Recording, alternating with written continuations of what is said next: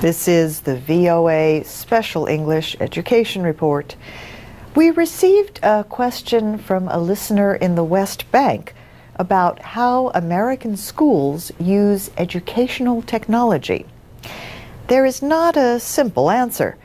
It depends on the subject and level of students, of course, but it also depends on the interest and training of the teachers and the goals and budgets of the schools. Schools are almost all connected to the internet, but some have more technology and use it more than others. For example, some schools use computers for activities like video conferencing to bring the world into the classroom. And some classrooms are equipped with things like a smart board, a kind of interactive whiteboard. Interactive whiteboards are large displays for presentations. They connect to a computer and can operate by touch. They can be used for documents or writing or to project video. Some teachers are trying creative new ways to teach with devices like iPods and mobile phones. But educators say the most important thing, as always, is the content. Yet technology can have special importance in some cases. Cosmobot is a therapy robot. It stands about half a meter tall and has a blue body and a friendly face with big eyes. One child who works with it is 6-year-old Kevin Fitzgerald. Kevin has developmental dyspraxia. He has difficulty moving his mouth and tongue. He works with Carol Simango-Sprouse as he uses a set of buttons attached to a computer. He can make the silent robot move forward, backward, or around in circles. Kevin's mother thinks the robot has had a calming influence, helping her son get along better with his friends. Cosmobot was developed by Anthrotronics. Corinna Lathan started the company 10 years ago to work with children with cerebral palsy, Down syndrome, autism, and other developmental disabilities. Children become friends with the robot, she says. That can have a big effect on their behavior, helping them work harder and longer in therapy sessions. Corinna Lathan is currently working with a British company to develop other socially assistive robots. She says they are still considered research tools in the United States.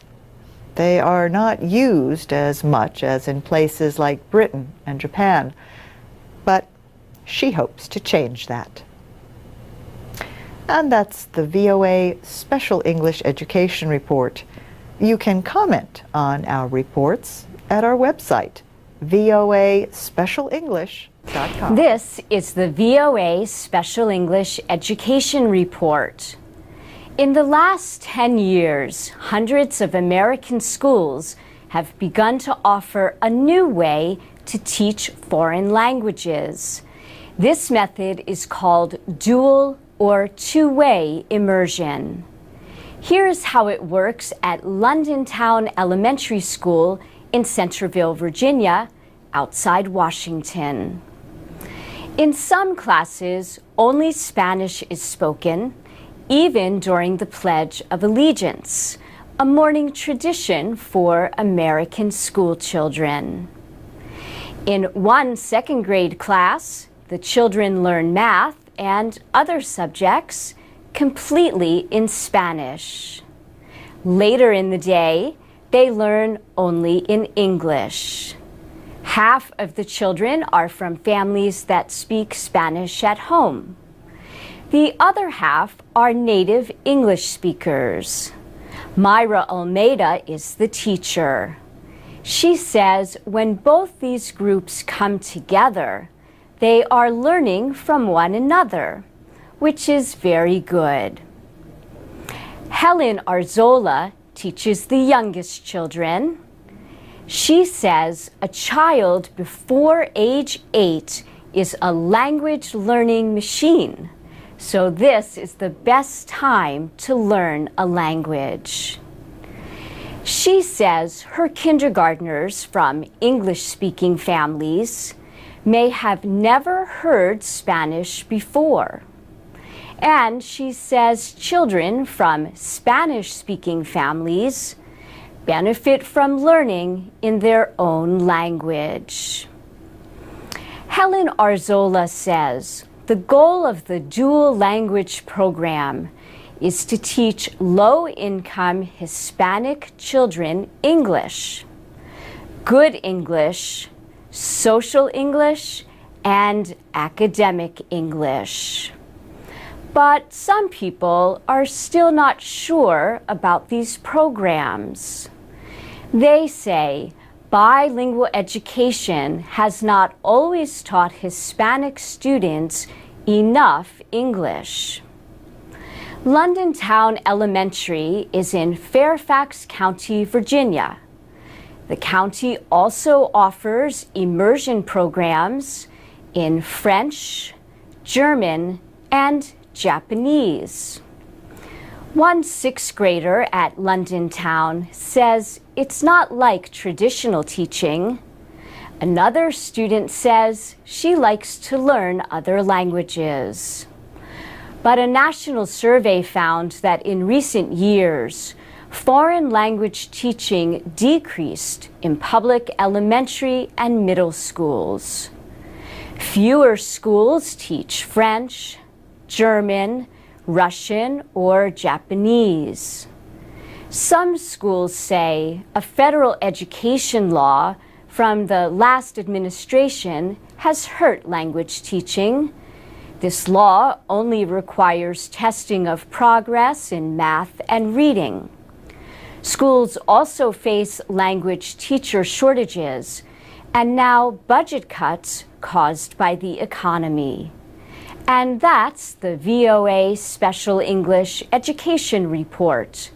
You can watch a video of this report by Jerome Sokolovsky at voaspecialenglish.com.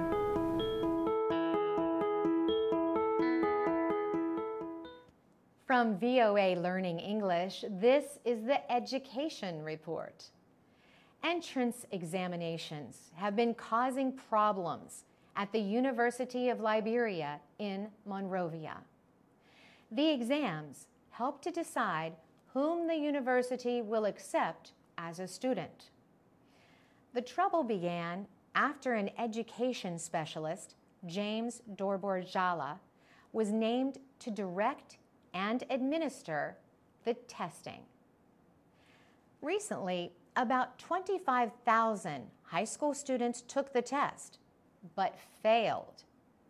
Mr. Dorborjala says he and his team want to show that a fair examination can be held. He says some Liberians think they cannot enter the university unless they make a financial gift in return. He said the university has been trying to decide how to oversee the process so that people's abilities would be measured on the basis of their performance on the examinations. Last year, the University of Liberia accepted about 7,000 new students after they took a similar exam. But that test was judged differently. Mr. Dorborjala says the university sought his help because it had problems in the past with entrance exams. The country's Minister of Education says she does not think that all the students failed the test, Some of the students have held protests at the university. They say they were cheated out of more than $20, which was required to register for the test. It appeared that the university would have no first-year students until Liberian President Ellen Johnson Sirleaf met with university officials. The officials then said they would lower admission test requirements and accept at least 1,600 people. Mr. Dorbor Jala says the most recent test results were based on raw scores. A raw score does not take into account how well individuals perform within a group of students. For VOA Learning English, I'm Carolyn Presutti.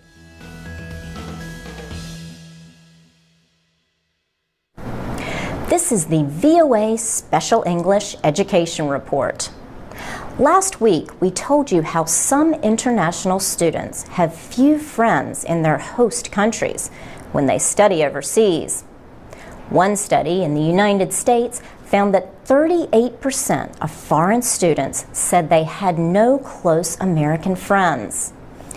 Communications specialist Elizabeth Garys studied more than 450 foreign students.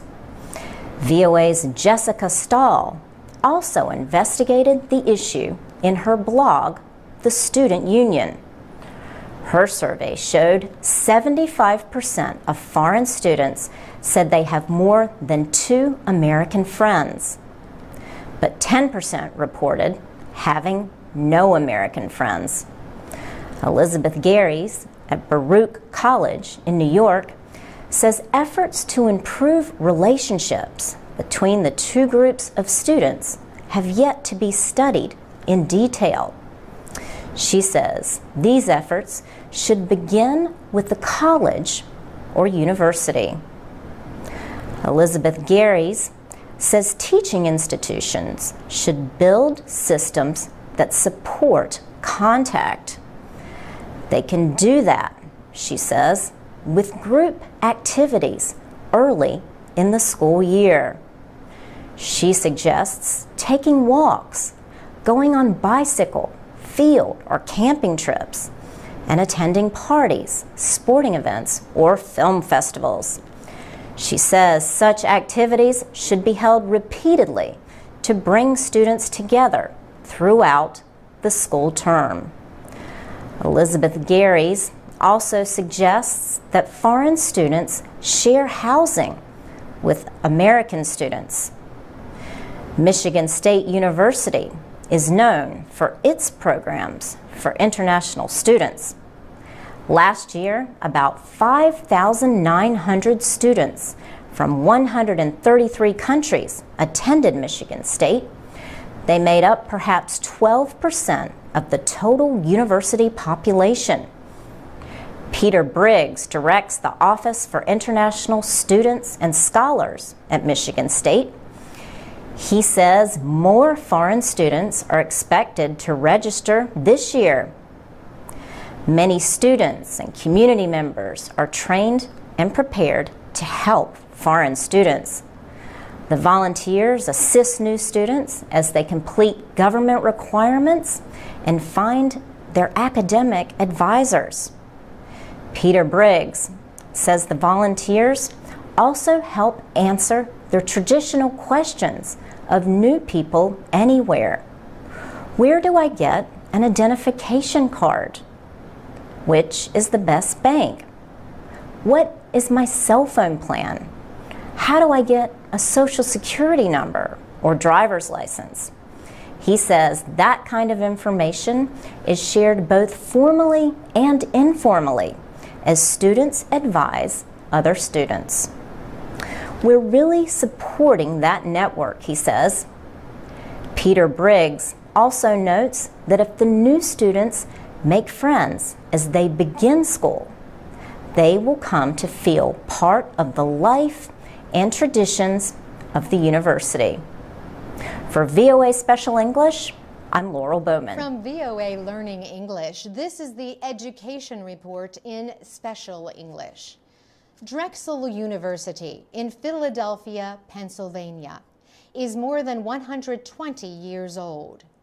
In 2009, the university opened Drexel University, Sacramento, in California.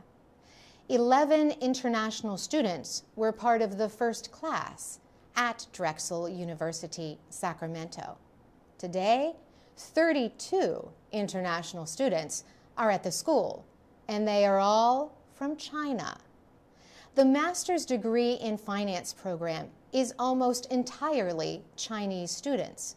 Most of the students are from Shanghai, a big financial center. Some are from the capital, Beijing. Sandra Kirschman is executive director at the university. She says a master's degree in finance is very attractive and a top degree in terms of return on investment. Drexel University started its master's degree in finance program in Philadelphia. Sandra Kirschman says it became popular with Chinese students from Shanghai and Beijing, and they told their friends. The Philadelphia campus has finance students from other countries as well. But Sandra Kirschman says the Sacramento program may appeal to Chinese students because the West Coast is closer to China and a gateway to the Pacific Rim. The courses are taught in English. She says students must do well on the TOEFL, or test of English as a foreign language, to be admitted to the university. The 18-month program costs about $55,000. International students pay full tuition. Sandra Kirschman says this helps the nonprofit university balance its budget and offer financial help to American students. Drexel's Sacramento location currently accepts only graduate students, but an undergraduate business program will start in the fall of 2013. For VOA Learning English, I'm Carolyn Persutti.